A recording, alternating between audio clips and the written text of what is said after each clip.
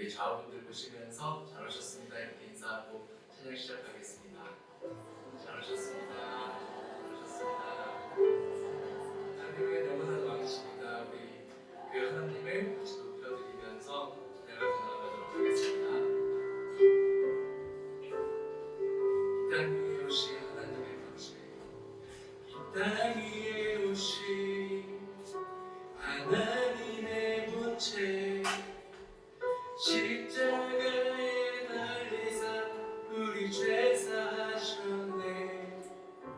하나님이 그를 지극히 높여 모든 이름 위에 뛰어난 이름을 주사 우리 예수 이름 앞에 절하고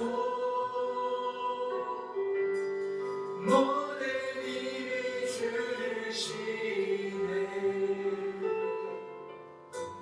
영광 중에 오실 주를 보리라. 선포해 왕의 권세, 존귀와 위엄을 찬양해. 왕의 왕의 만세, 주 예수 하나님. 다시 한번 찬양하겠습니다. 이 땅 위에 오신 하나님의 본체, 십자가에 달리사 우리 죄 사하셨네. 하나님이 그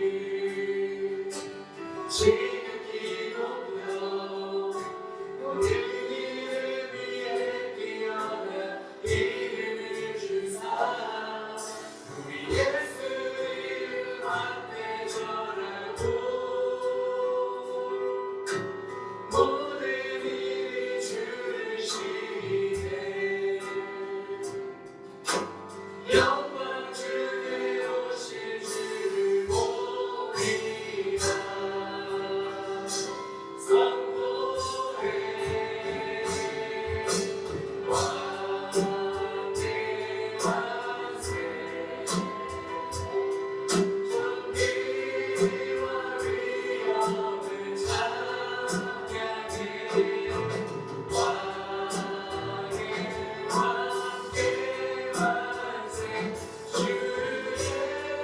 예수 하나님. 왕의 만세, 왕의 만세, 존귀와 위엄을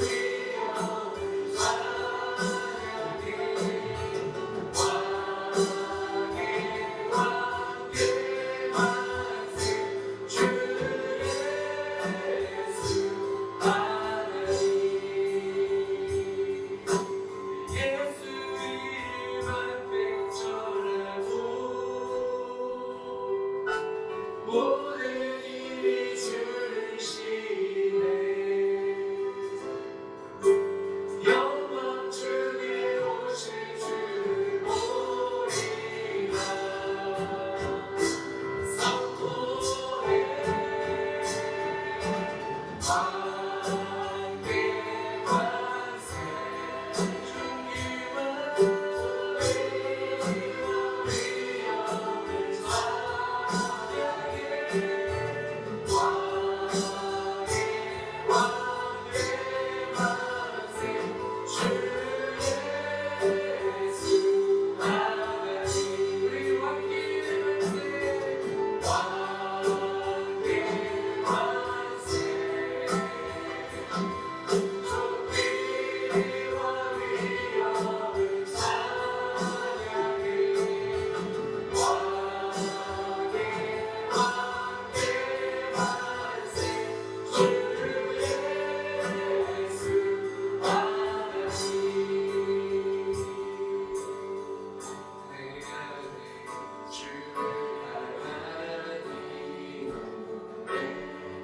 영원한 노래 있으니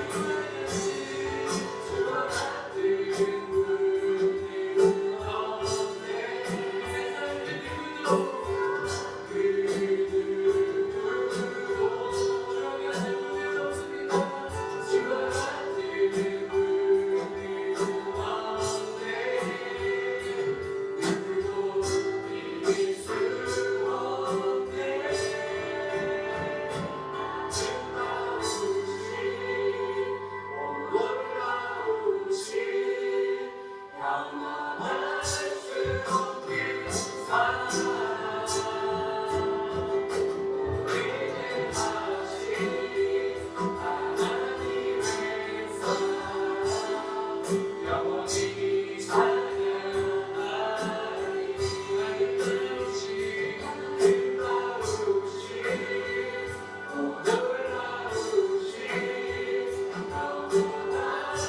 새롭게 사랑 우리 하신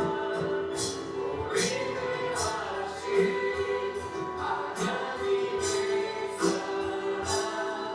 영원히 찬양하리. 우리 마음을 정신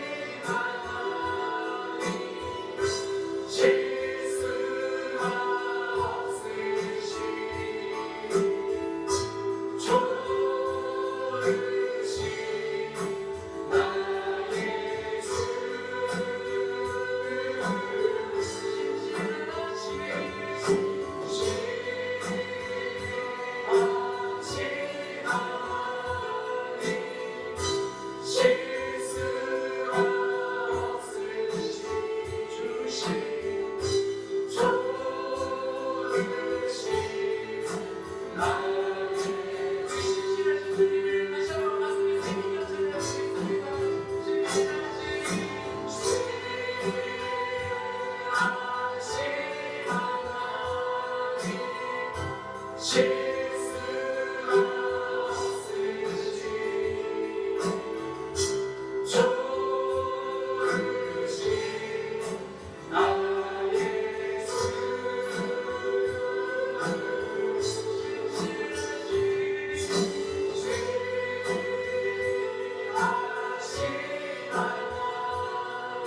너무나 새롭게 사랑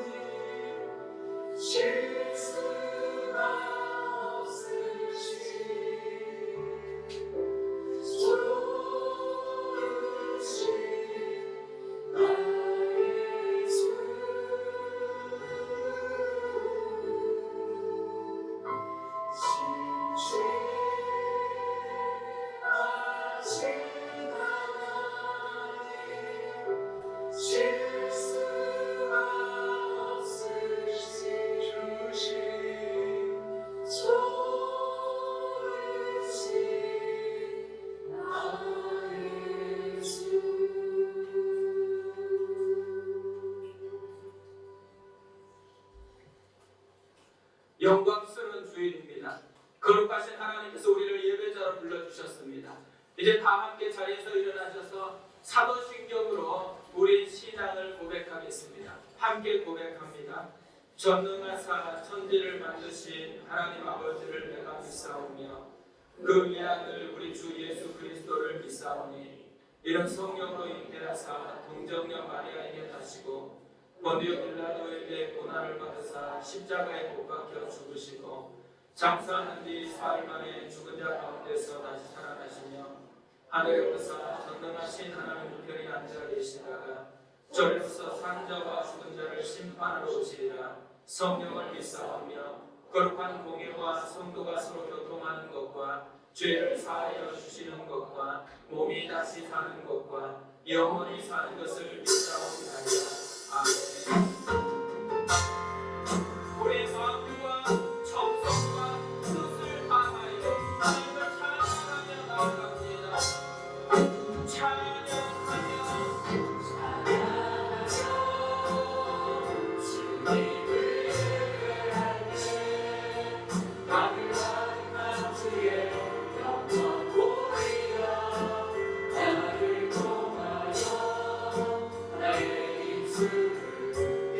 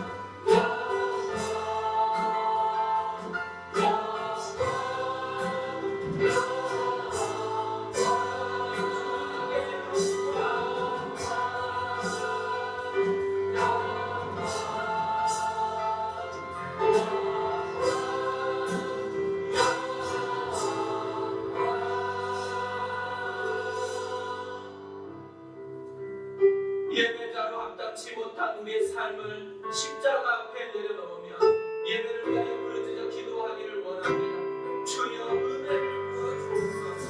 다같이 통성으로 기도하겠습니다.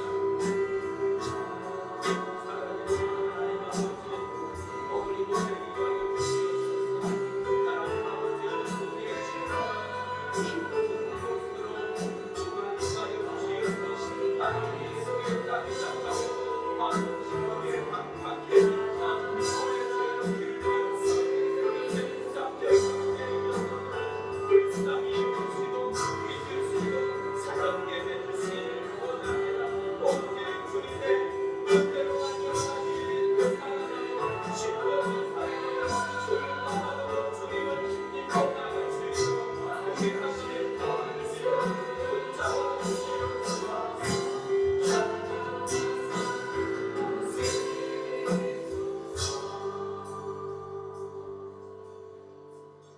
할렐루야. 세상을 창조하시고 다스리시는 위대하신 하나님, 복된 주일 예수님이 머리 되시는 교회로 모이게 하시고 예배드리게 하심에 감사를 드립니다.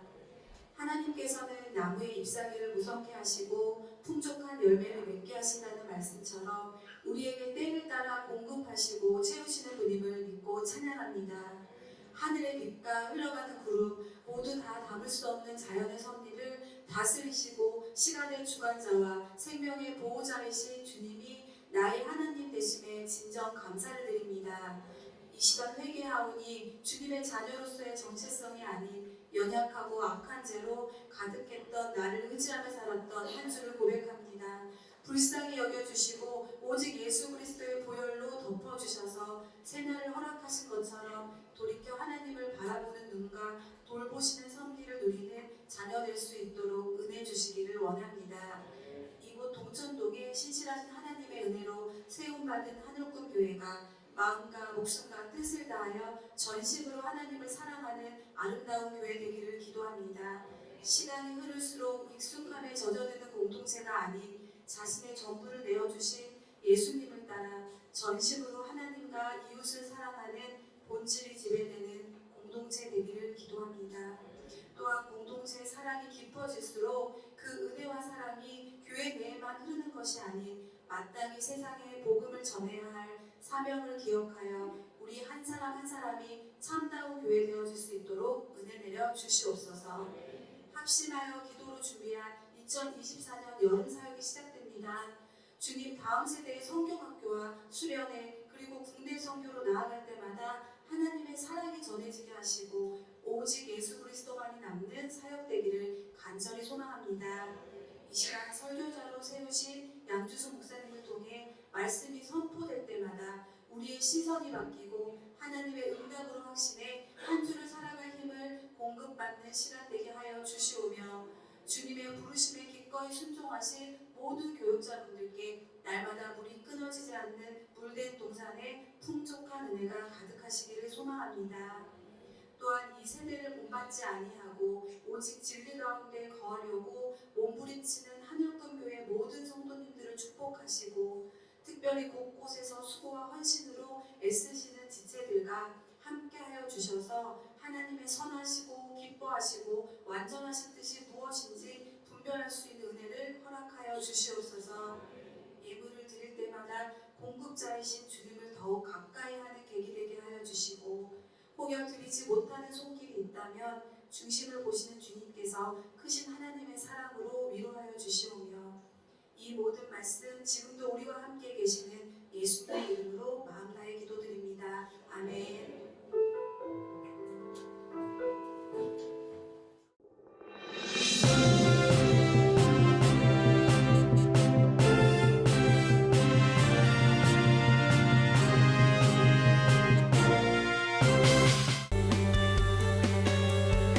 안녕하세요.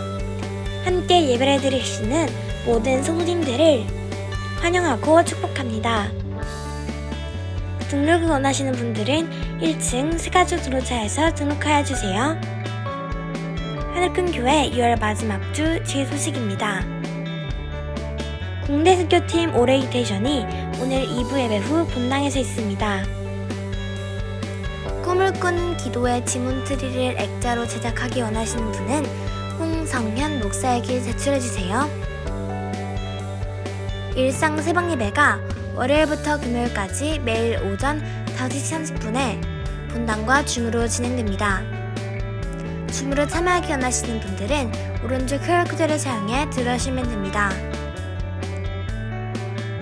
온 바이블 해주세요. 7월 온 바이블 성경 읽기는 요한복음입니다. 미래클 모닝으로 하루를 시작해주세요. 하늘금이 새가족이 되신 분들을 환영하고 축복합니다.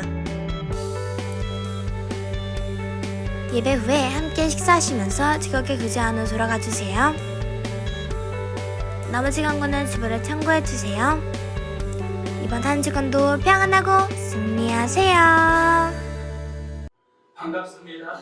오늘 이곳에 우리를 깊이 만나려고 주님이 와 계십니다. 그 주님을 풍성하게 만났으면 좋겠고요.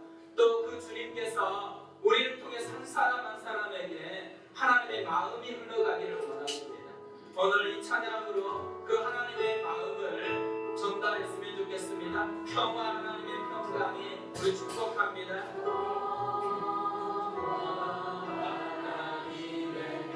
당신의 삶에 넘쳐나는 기쁨, 하나님의 기쁨이 하나님의 기쁨, 당신의 삶에 가득하기를 축복합니다. 네, 사랑을 축복합니다. 우리 주보 사이에 있는 말씀 축복 기도로 나아가도록 하겠습니다. 우리 다음 세대를 위한 기도입니다. 말씀부터 읽습니다. 여호와여, 주의 인자하심이 땅에 충만하였사오니 주의 물매들로 나를 주시소서. 하나님 아버지, 우리 백성아이가 세상을 향해 나아갈 때 주님의 시선으로 해석하고 반응하며 아름다운 하나님의 일하심을 순간마다 발견하게 되기를 예수님의 이름으로 축복합니다. 장년을 위한 기도입니다. 범사에 감사하라. 이것이 그리스도 예수 안에서 너희를 향하신 하나님의 뜻이니라. 하나님 아버지, 우리 도미경 성도 성도님에게 감사가 평소에 하는 습관이 되게 하소서. 삶의 모든 순간 예수 안에 살며 감사하고 생명을 거두어 가시는 순간에도 가장 큰 감사를 올려드리는 복을 누리기를 예수님의 이름으로 축복합니다. 교회를 위한 기도입니다. 우리의 예루살렘인 수지부터 하늘꾼 공동체가 세워지게 하옵소서. 우리 다음 세대가 디모데와 같은 신실한 제자로 양육받고 훈련되게 하소서. 그리고 열방에 주께서 하신 일을 크게 외쳐 전하는 복음의 통로가 되기를 예수님의 이름으로 축복합니다. 아멘. 오늘 예배 후에 이곳에서 국내 선교 오리엔테이션이 진행되어집니다. 5줄까지만 남겨두고 예배가 끝마치면 그 뒤에 분만 의자를 정리해 주시면 감사하겠습니다. 그리고 간지로 여름 사역 일정을 다음 세대 여름 사역 일정을 넣어드렸습니다. 그러니까 궁금하신 부분들이 있으면 담당 교육자에게 소통을 해주시고요. 또 품고서 기도해 주시면 감사하겠습니다. 이제 우리 하나님의 말씀을 보겠습니다. 하나님의 말씀은 사도행전 10장 9절에서 16절까지 말씀입니다. 사도행전 10장 9절에서 16절입니다. 한 절씩 교독을 하겠습니다. 이튿날 그들이 길을 가다가 그 성에 가까이 갔을 그때에 베드로가 기도하려고 지붕에 올라가니 그 시각은 제6시더라.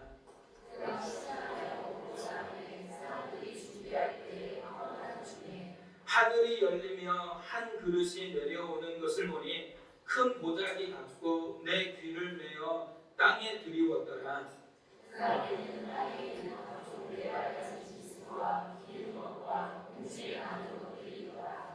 또 소리가 있으되 베드로야 일어나 잡아먹으라 하거늘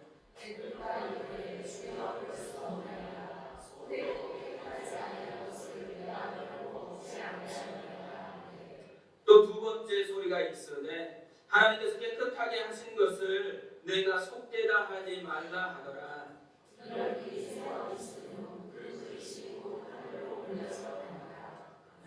한 가지 광고만 더 하겠습니다. 오늘 갑자기 저 방송실 컴퓨터에 문제가 생겨가지고 영상 송출이 안 되고 있습니다.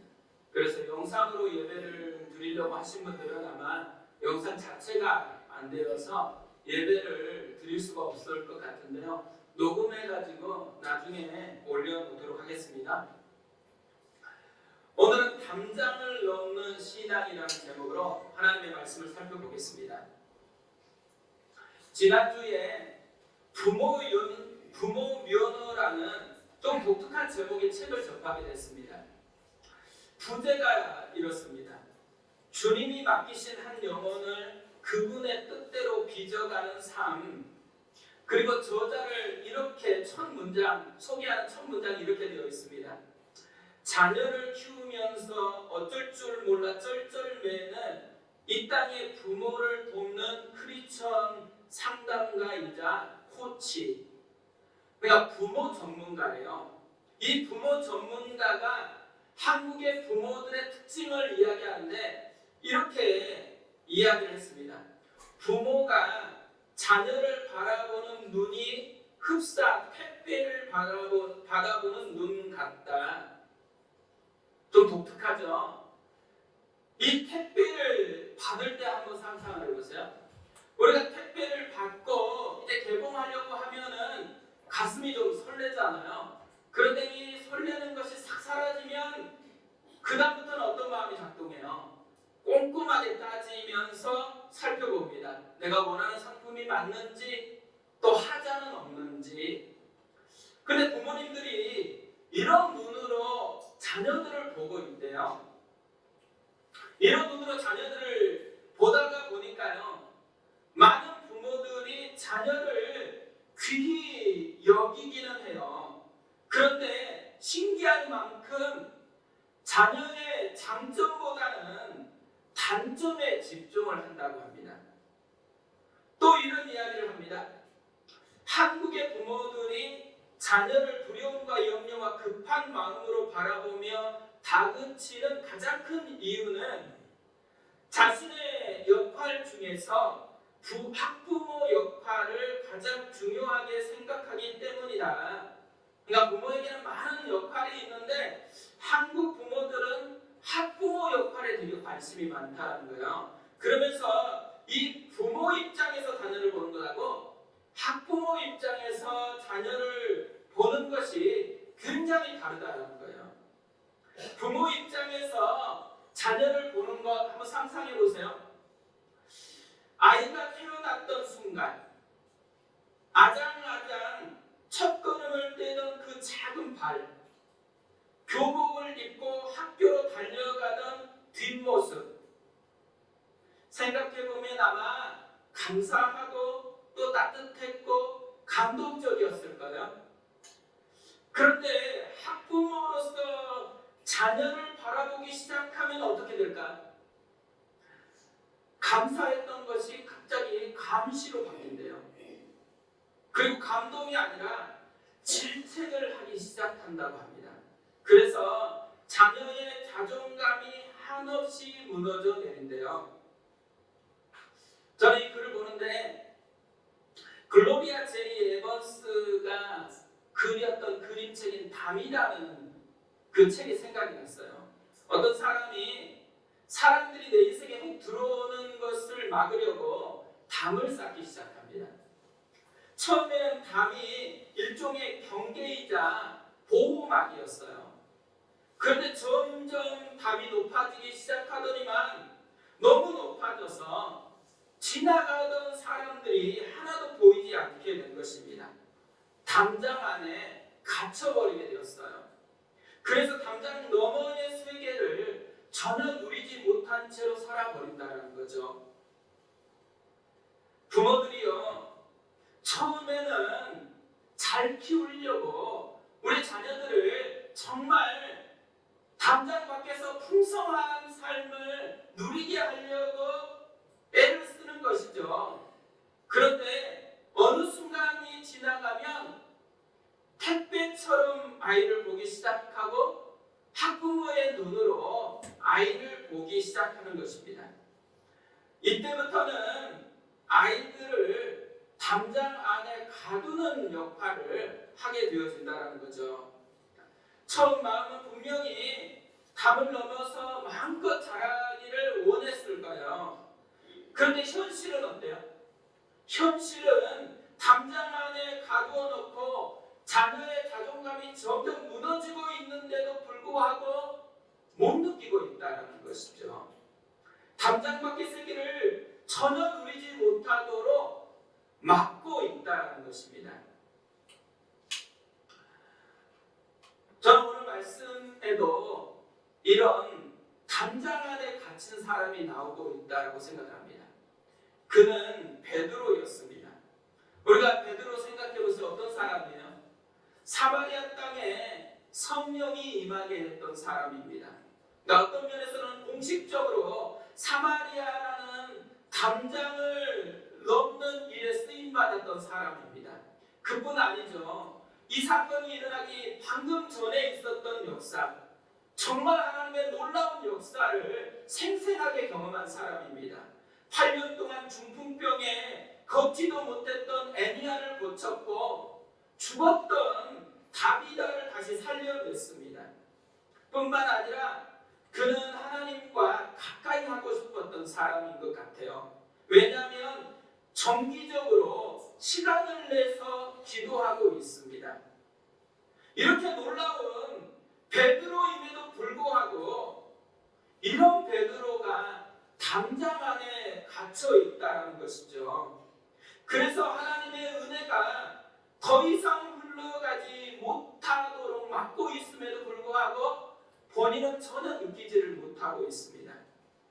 예수님이 승천하시면서 제자들에게 남겼던 마지막 명령이 있어요. 사도행전 1장 8절 말씀입니다. 오직 성령이 너희에게 임하시면 너희가 권능을 받고 예루살렘과 온 유대와 사마리아와 땅끝까지 이르러 내 증인이 되리라 하시니라. 뭘 얘기해요? 나 담장 안에 갇혀있지 말고 담장을 넘어가는 것이죠. 그러니까 담장 안에 갇힌 신앙이 아니고 담장을 넘어 나아가는 신앙이 되어야 한다는 거예요.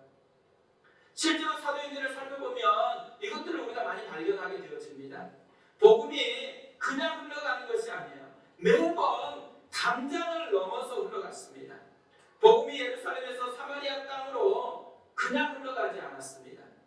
박해로 인해서 사마리아인이라는 담장을 넘어서 흘러가기 시작했습니다. 그리고 이 사마리아인이라는 담장을 넘어섰을 때 어떤 일이 일어나요? 사마리아 땅에 놀라운 하나님의 역사가 생생하게 펼쳐지게 되어지는 것이죠. 이제는 땅끝으로 나아갈 차례가 되었습니다. 땅끝으로 넘어가기만 하면 하나님께서 예비하신 놀라운 하나님의 역사와 이야기가 준비가 되어 있었던 것이에요. 그래서 우리가 사도행전 끝까지 살펴보면 하나님의 이야기가, 하나님의 역사가 얼마나 놀랍게 예비되어 있는지를 생생하게 우리가 볼 수가 있는 것이죠. 복음이 땅끝으로 흘러가기만 하면, 이 땅끝이라는 담장을 넘기만 하면 경험하도록 예비해 놓은 놀라운 하나님의 역사가 있었다는 거예요. 그런데 문제는 담장을 만났다는 거예요. 베드로의 내면 안에 형성되어 있었던 담장이었습니다. 베드로 안에 형성됐던 담장의 내용이 무엇이었을까요? 유대인과 이방인은 다르다라는 담장입니다.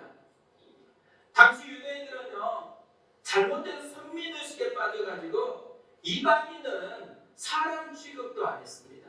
이방인이 하나님의 백성이 될 거라고는 상상을 하지를 않았습니다. 뿐만 아니라 이방인이 예배드리고 싶어서 성전으로 왔는데요, 이방인의 뜰이라는 것을 정해놓고 그 이상으로는 들어오지 못하도록 했다는 거예요. 이런 담장 때문에 하나님의 은혜가 더 이상 흘러가지 못하도록 막혀 있었다는 거죠. 문제는요, 베드로 안에서만 이런 담장이 있는 것은 아니라는 거예요. 한국 교회도 마찬가지였습니다. 한국 교회의 역사를 보면 대부분이 담장을 넘어선 이야기들의 연속이었어요. 여성과 남성이라는 담장을 넘어서야 했습니다. 옛날에 초대교회만 해도 남녀가 어떻게 이렇게 함께 섞여가지고 예배를 드릴 수가 있어요. 다 여자는 여자, 남자는 남자 이렇게 따로 떨어져서 예배를 드렸거든요. 그런데 어느 순간에 남자와 여자의 담장이 허물어졌어요. 또 양반과 상놈이라는 담장을 넘어서야 했어요. 그뿐 아니죠. 우리가 많이 들어봤을 거예요. 강대상이라는 담장 이야기 들어보셨죠? 그리고 악기라는, 지금 우리 반주하는 거 이런 거 옛날에 없었습니다. 근데 이 악기라는 담장도 넘어섰어요. 뿐만 아니라 옷차림이라는 담장도 넘어섰습니다. 한국 교회만 그런 게 아니에요. 우리가 몇 년 안 됐는데 우리도 마찬가지인 것 같아요. 지난주에 성찬식이 있었습니다. 성찬위원을 부탁을 했거든요. 그런데 갑자기 토요일 날인데 성찬위원을 못하겠다라는 거예요. 왜 못하느냐? 이유가 집에 양복이 없대요. 요즘은 양복을 잘 입고 다니지 않잖아요. 그러니까 양복이 없는 거예요. 그래서 제가 곰곰이 생각을 하게 됐어요. 성찬식에서 옷이 어느 정도 중요할까? 꼭 양복을 입어야만 되어질까? 성찬이면은 양복의 넥타이를 꼭 해야만 되는 것인가? 저는 이게 우리 교회가 지금 현재 당면하고 있는 담장이구나라는 생각이 들었어요. 그러면서 어떤 기준을 가지고 우리 교회는 나아가야 될 것인가를 고민하기 시작했죠. 그러다가 바울이 생각이 났습니다. 바울은 기본적으로 유대인에게는 유대인에게, 헬라인들에게는 헬라인들처럼 다가가는 복음 전하는 방식으로 나아갔던 사람이거든요. 그러니까 바울의 특징이 뭐냐면 본질만 집중하고 나머지 건 자유하자라는 특징을 가졌던 거예요. 그러니까 담장을 아예 만들지 않으려고 된다는 거죠. 그런데요, 바울이 이제 로마 교회 편지를 쓰는데 로마 교회는 음식 문제를 해서 갈등이 있었던 거예요. 제사를 지내고 나온 음식을 먹어도 되느냐 안 되느냐에 대한 갈등이 있었습니다. 바울은 이 문제를 해결하기 위해서 로마 교회에 이렇게 편지를 썼어요. 로마서 14장 14절부터 이렇게 되어 있습니다. 내가 주 예수 안에서 알고 확신하노니 무엇이든지 스스로 속된 것이 없으되 다만 속되게 여기는 그 사람에게는 속되니라. 만일 음식으로 말미암아 내 형제가 근심하게 되면 이는 내가 사랑으로 행하지 아니함이라. 그리스도께서 대신하여 죽으신 형제를 내 음식으로 망하게 하지 말라. 그러므로 너희의 선한 것이 비방을 받지 않게 하라. 하나님의 나라는 먹는 것과 마시는 것이 아니요 오직 성령 안에 있는 의와 평강과 희락이라. 음식을요 다 먹을 수 있대요. 속되지 않대요. 그러니까 자신은 다 먹을 수 있어요. 그러니까 바울은 담장 자체가 음식에 대한 담장이 없어요. 근데 문제가 생긴 거예요. 바울의 문제가 아니고 로마 교회의 어떤 성도가 이 음식이 별로 아무 문제가 아닌데 그 음식에다가 의미 부여를 해버린 거예요. 어떤 의미 부여를 했어요? 음식이 신앙이 돼버렸어요.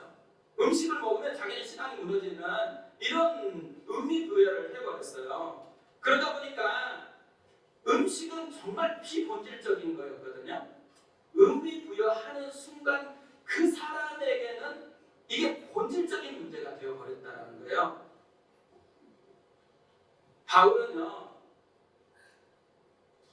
조심해야 되는데 뭘 조심해야 되냐면 비본질적인 것을 본질적인 것처럼 의미 부여하는 것을 조심해야 된다는 거예요. 본질적으로는.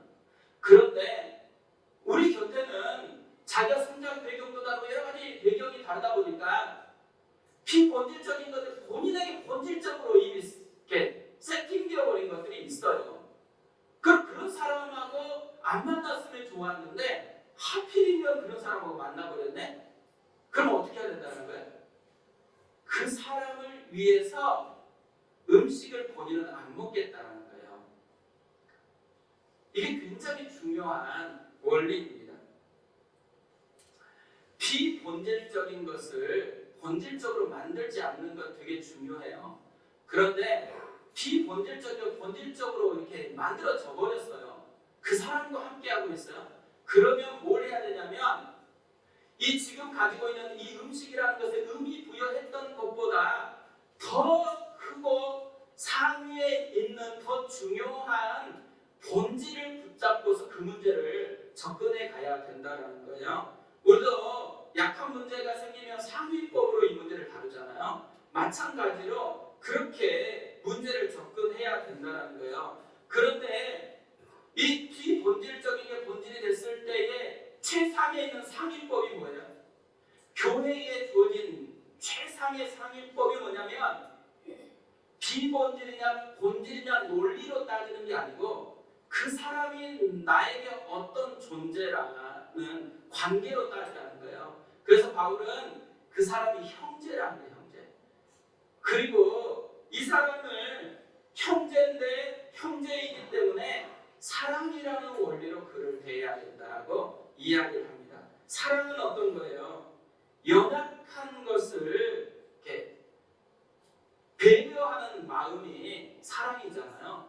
그래서 바울은 사실 음식 문제나 이런 거 별것 아닌데도 그 사람이 내 형제예요. 그 사람이 그것 때문에 고민한대요. 그래서 그 고민하는 형제를 사랑하는 마음으로 그를 위해서 음식을 안 먹는다는 거예요. 근데 놀라운 것은요, 결론이에요. 또 이렇게 얘기하고 나서 결론은 또 어떻게 해요? 먹는 것과 마시는 것이 중요하지 않대요. 오직 성령 안에 있는 의와 평강과 희락이 중요하대요. 이걸 정리해 보면요, 이 사람을 형제로 여기면서 그렇게 대해주었지만 결론은 뭐냐면 비본질의 담장에 갇히지 말라는 거예요.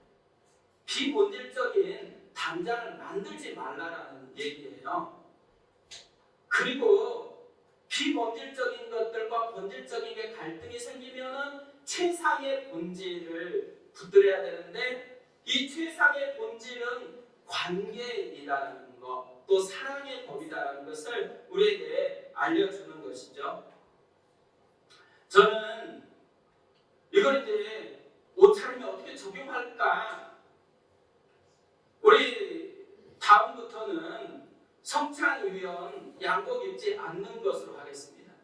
담장을 안 만들어야 된다 생각합니다.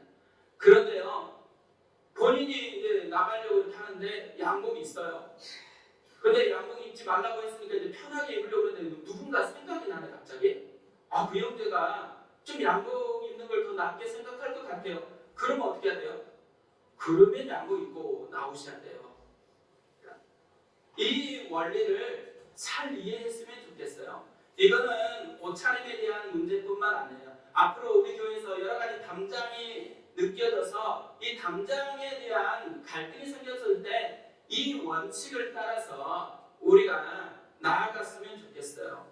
그래서 우리 교회는 기본적으로는 담장을 안 만드는 교회가 됐으면 좋겠습니다.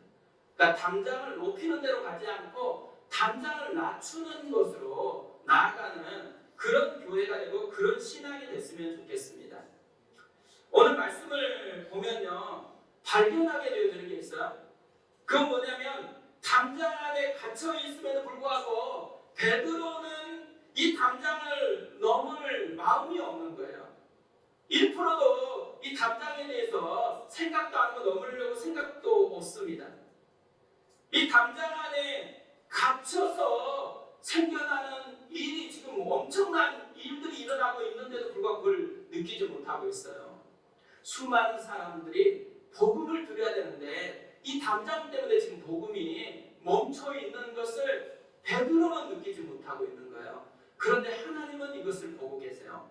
그래서 하나님의 열심이 이때부터 시작이 되어지는 거예요. 베드로 안에 형성되어 있는 담장을 넘어서도록 돕는 열심이 작동이 되어지는 것이죠. 그게 오늘 본문의 이야기입니다. 저는 우리도 그래야 된다고 생각해요. 우리가 가능하면 우리 안에 있는 담장을 의식하는 게 좋습니다. 그래서 넘어서게 해야 되죠. 그런데 우리가 담장을 의식하지 못해도요, 넘어서야 될 담장이면 하나님의 열심이 우리 가운데서 작동하기 시작한다는 것, 이것을 오늘 말씀이 우리에게 보여주고 있다는 것이죠. 하나님께서 어떤 열심으로 베드로의 담장을 넘어서게 하는가, 이게 오늘 우리가 살펴보려고 하는 내용이거든요. 첫 번째로는요, 담장을 넘어설 수 있도록 하나님께서는 기도 시간을 사용하고 있다는 거예요. 하나님께서 베드로의 담장을 넘도록 돕는 것이 오늘 이야기의 핵심이거든요. 그런데 언제 베드로의 담장을 돕기 위해서 하나님이 일하시느냐? 기도 시간에 일하고 있다는 거예요. 9절에 이렇게 되어 있습니다. 이튿날 그들이 길을 가다가 그 성에 가까이 갔을 그때에 베드로가 기도하려고 지붕에 올라가니 그 시각은 제6시더라. 기도하려고 지붕에 올라갔을 때에 하나님께서 환상을 주시기 시작했어요. 근데 사도행전을 보면요, 기도하는 시간에 하나님의 역사가 계속된다는 것을 의도적으로 우리에게 알려주고 있어요. 기도할 때 성령의 강림이 있었습니다. 기도하려고 성전으로 가는 그 미문 앞에서 첫 번째 사도행전의 기적 사건이 일어나요. 안진뱅이가 치유되는 사건이 일어납니다. 또 기도하는 시간에 하나님께서 환상으로 베드로의 마음을 만지기 시작했다는 거예요. 뭘 얘기해요? 기도 시간이 하나님이 일하기에 굉장히 좋아하는 시간이라는 것을 얘기하는 것이죠. 왜 하나님께서는 하필 기도 시간에 그렇게 일하기 좋아하실까요? 기도는요, 마음의 커튼을 하나님께로 여는 시간이기 때문에 그래요. 또 또 기도는요, 내 것을 내려놓고 하나님의 손을 바라보는 시간이기 때문에 그런 거죠. 지난주에 기도원에 가서 산기도를 좀 했습니다. 여러 가지 기도 제목이 있어서 올라갔거든요. 기도하려고 하는데 찬양이 한 곡 떠올랐습니다. 나의 주의를 정케 하사 주의 일꾼 삼으신 이 찬송가가 생각이 났어요. 그러니까 조용히 계속해서 부르는데 가사 하나하나가 마음에 굉장히 닿으면서 저를 감동시키는 거예요. 2절 가사가 이래요. 내게 부어주시려고 은혜 예비하신 주의 은혜 채워주사 능력 있게 하소서. 3절은 죄의 짐을 풀어주신 주의 능력 크도다. 나를 피로 사신 예수 내 맘속에 오소서. 4절은 이렇습니다. 주여 내게 성령으로 충만하게 채우사 생명수가 강물처럼 흐르게 하옵소서. 그리고 후렴이 이래요. 나를 일꾼 삼으신 주 크신 능력 주시고 언제든지 주 뜻대로 사용하여 주소서. 많은 기도 제목을 가지고 갔는데 그 모든 기도에 대한 하나님의 마음이 여기 다 담겨 있다라는 그런 생각이 들었습니다. 그냥 찬양이 생각나는 게 아니고 하나님께서 이 찬양을 나에게 주셨구나, 이 마음이 들었어요. 그래서 이 찬송가 가사 하나하나를 가지고 기도하기 시작했습니다. 그리고 가져갔던 기도 제목들을 다 하나하나 하나님께 아뢰고 이제 내려오는데 저 멀리서 한 분이 목이 확 튄 목소리로 찬양을 하는 거예요.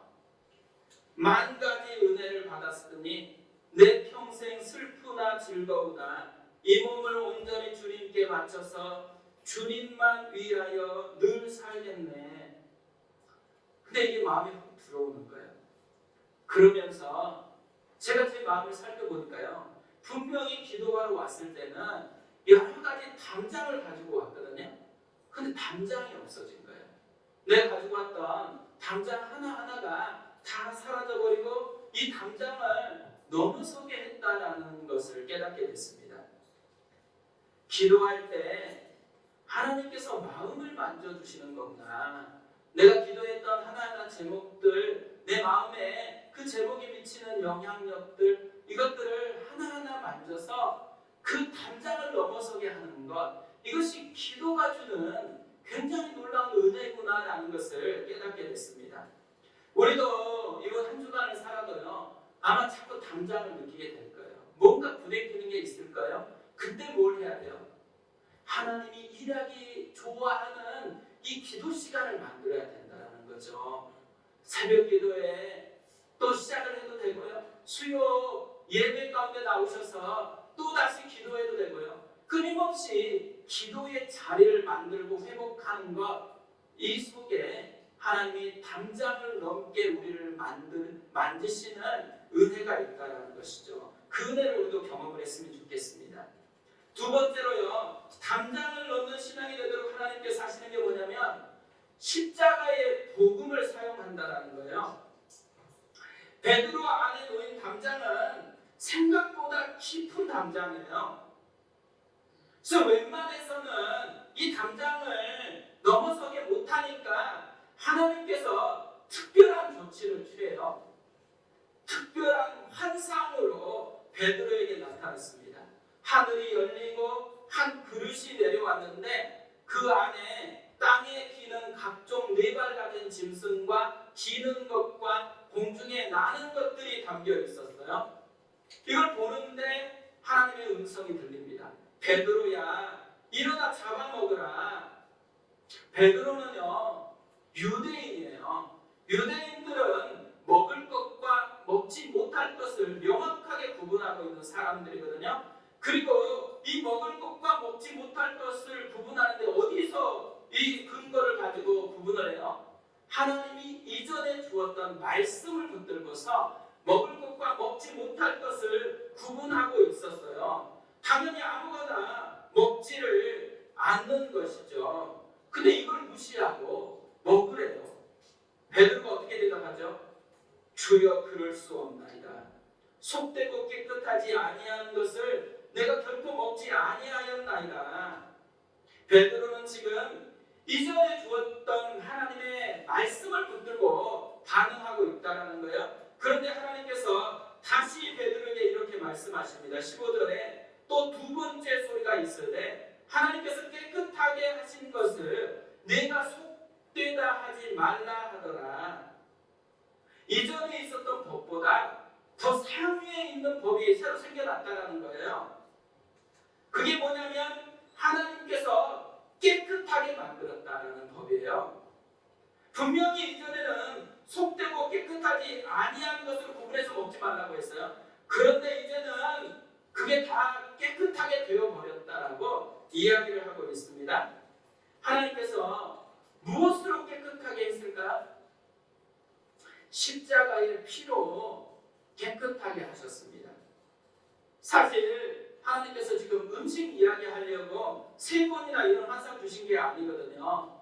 하나님께서 이 환상을 통해서 유대인과 이방인 사이에 놓여있는 담장을 넘어가게 하려고 지금 이렇게 애쓰고 있는 것이잖아요. 이 모습이 베드로에게만 있는 게 아니고 교회의 역사에서 계속 있었던 거예요. 이것을 바울이 에베소서 2장 11절에서 다시 이렇게 말씀을 합니다. 그러므로 생각하라.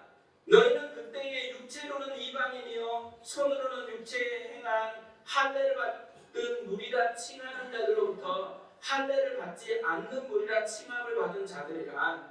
그때의 너희는 그리스도 밖에 있었고 이스라엘 나라 밖에 사람이라. 약속의 언약들에 대하여는 외인이요 세상에서 소망이 없고 하나님도 없는 자이더니 이제는 전에 멀리 있던 너희가 그리스도 예수 안에서 그리스도의 피로 가까워졌느니라.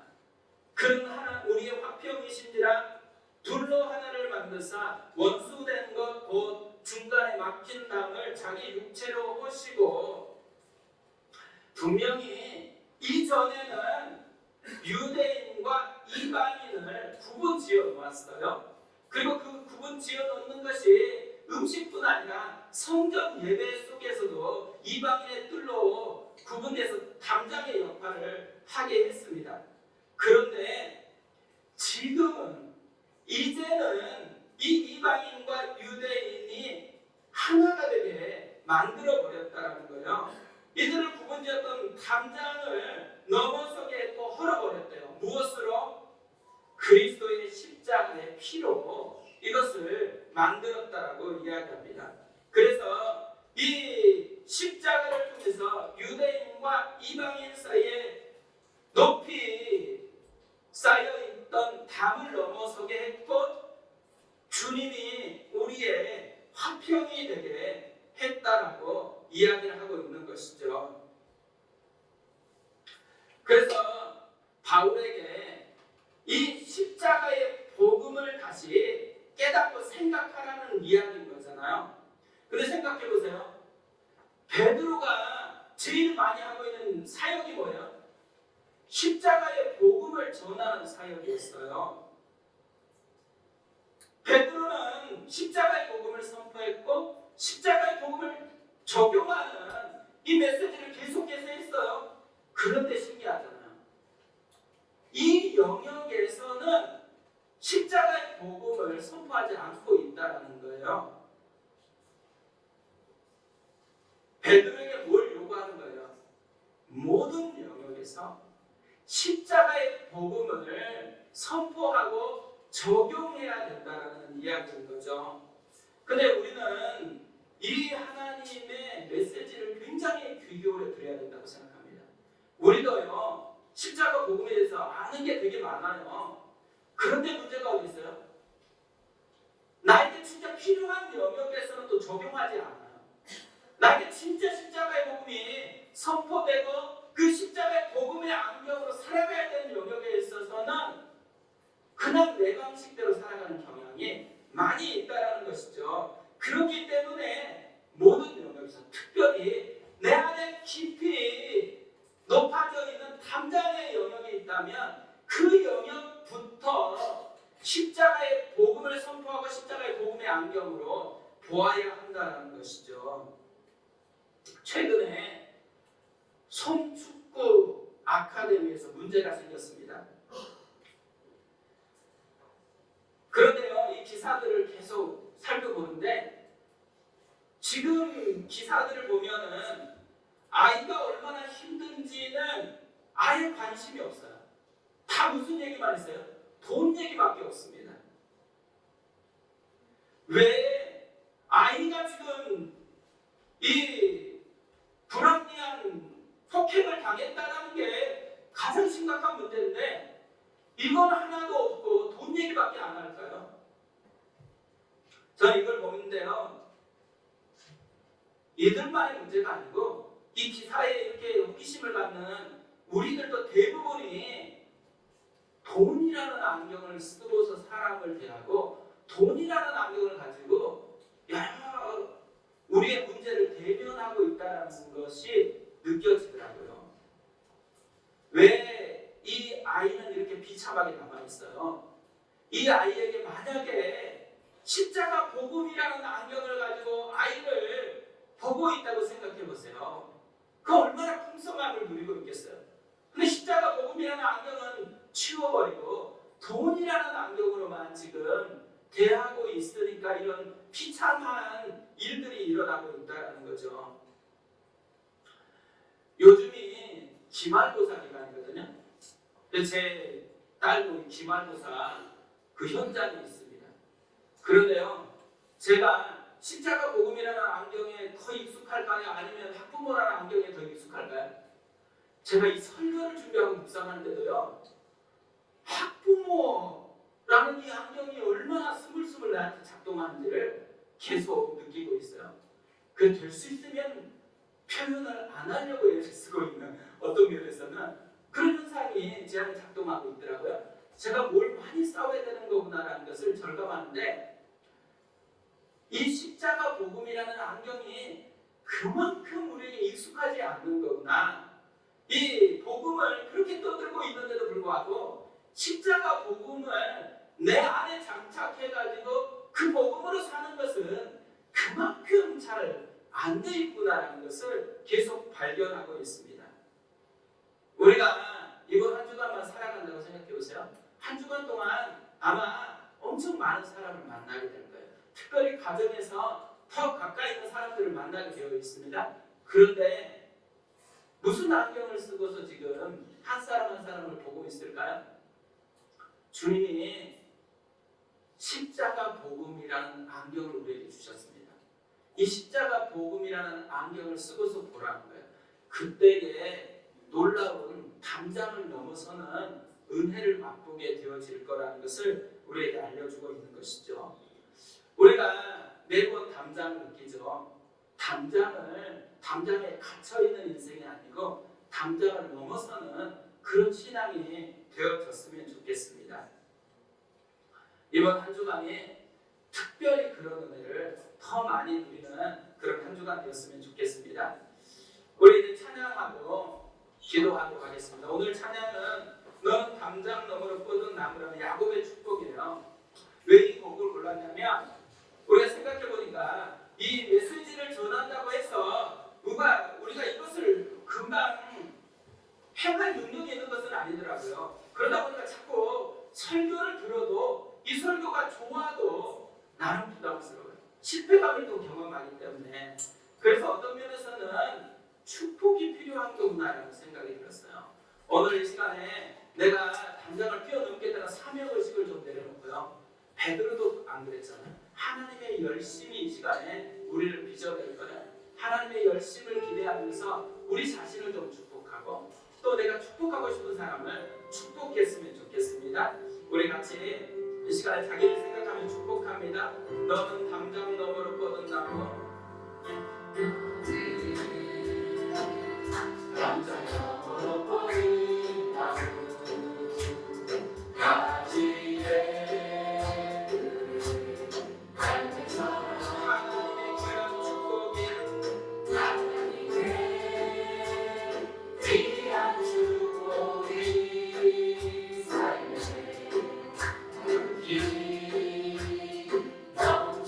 축복하고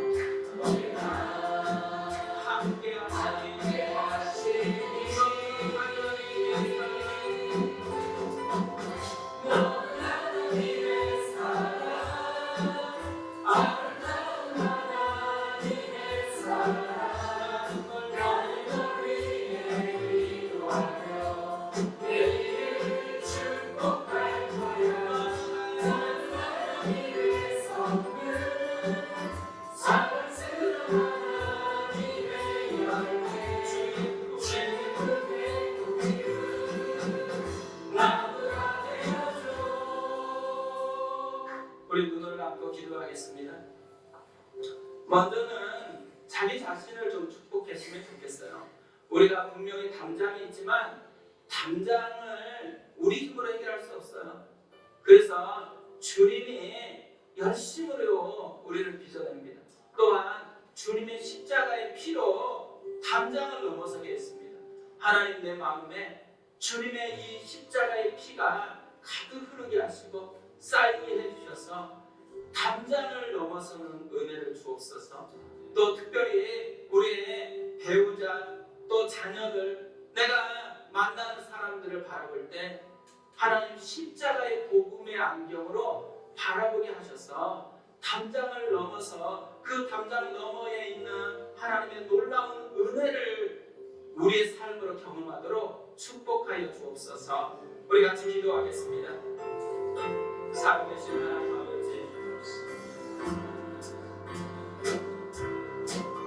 우리 하나님 담장을 느끼지 못하고 살았는데 오늘 말씀을 보면서 또 담장을 느끼게 되었습니다. 하나님 아버지, 우리 안에도 어느 순간 이 작동하고 있는 담장이 있음을 느끼게 되었습니다. 하나님 아버지, 우리는 힘이 없어서 이것을 극복하지 못했는데 하나님께서 베드로에게 했던 것처럼 우리에게 찾아와서 우리의 담장을 넘어서게 하는 이 은혜를 우리에게 선물하여 주시기 감사합니다.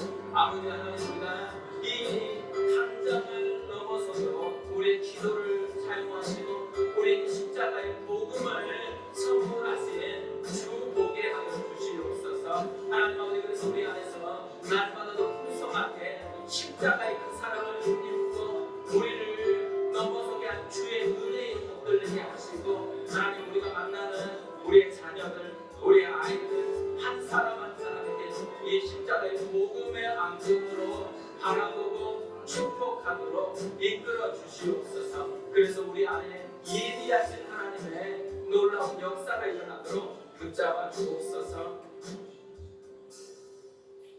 살아계신 하나님 아버지, 우리가 매일 살아가면서 사실 담장 안에 갇혀 있고 그 담장에 익숙해져서 살아가면서도 모를 때가 많았습니다. 하나님 아버지, 주께서 오늘 베드로에게 역사했던 것처럼 오늘 우리에게 찾아오셔서 우리 안에 형성되어 있는 담장을 넘어서기를 원하고 있습니다.